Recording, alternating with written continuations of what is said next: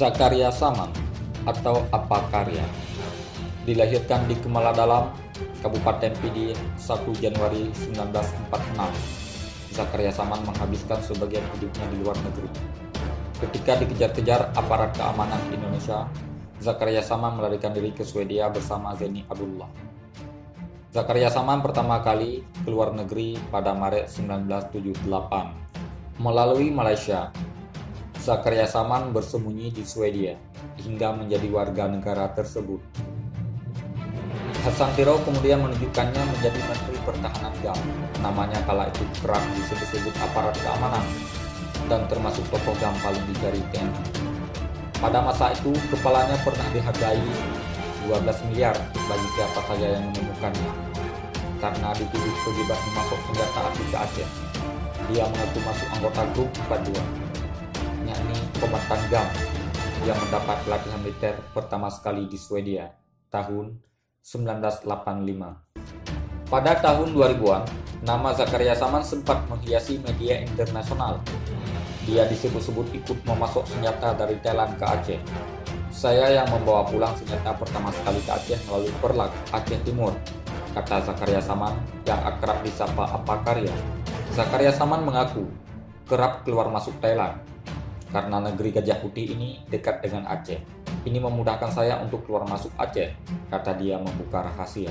Untuk diketahui, setelah Panglima GAM Tunku Abdullah Syafi'i syahid, maka dalam mengisi kekosongan, tidak lama kemudian Zakaria Saman menunjuk Zakir Manaf untuk menggantikan Panglima Gerakan Aceh Merdeka saat itu. Dalam meneruskan perjuangan, setelah penandatanganan MOU Helsinki, Zakaria Saman menunjuk Malik Mahmud untuk menduduki posisi Wali Nanggro. Pada pilkada tahun 2012 juga, Zakaria Saman menunjuk Zeni Abdullah dan Zakir Manaf untuk maju dalam pemilihan gubernur dan wakil gubernur Aceh periode 2012-2017.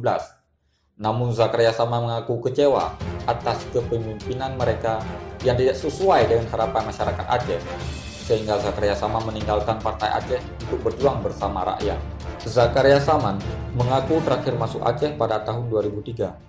Kala itu pertemuan kesepakatan untuk menghentikan permusuhan antara pemerintah RI dengan GAM di Tokyo yang gagal mencapai kesepakatan. Kegagalan yang difasilitasi The Haryadéna Center atau HDC dan negara-negara donor seperti Amerika Serikat, Jepang, Uni Eropa, dan Bank Dunia itu akhirnya berbuah darurat militer di Aceh.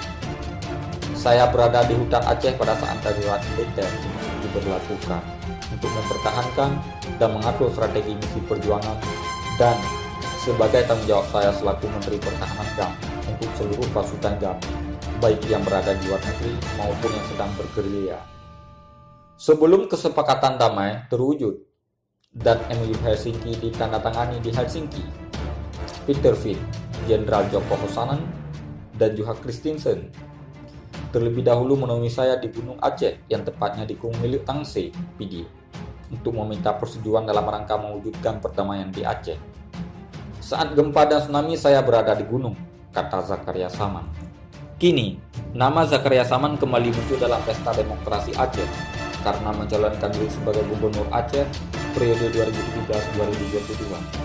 Sebagai orang yang pernah mempertahankan kedaulatan Aceh melalui Menteri Pertahanan GAM dari pemerintah RI saat itu dan merasa prihatin dengan kondisi Aceh saat ini, sehingga orang kepercayaan Wali Nanggro Tunku Hasan Tiro dan pendiri Partai Aceh ini bertekad memperjuangkan, memperhatikan, dan memfasilitasi kepada lebih kurang 30.000 orang mantan kombatan GAM, anak-anak yatim dan fakir miskin, janda-janda korban konflik dan non-konflik yang terabaikan selama ini. Apabila pasangan Zakaria Saman dan Haji T. Alaeddin Shah ME dengan nomor urut 2 terpilih menjadi gubernur dan wakil gubernur Aceh periode 2017-2022.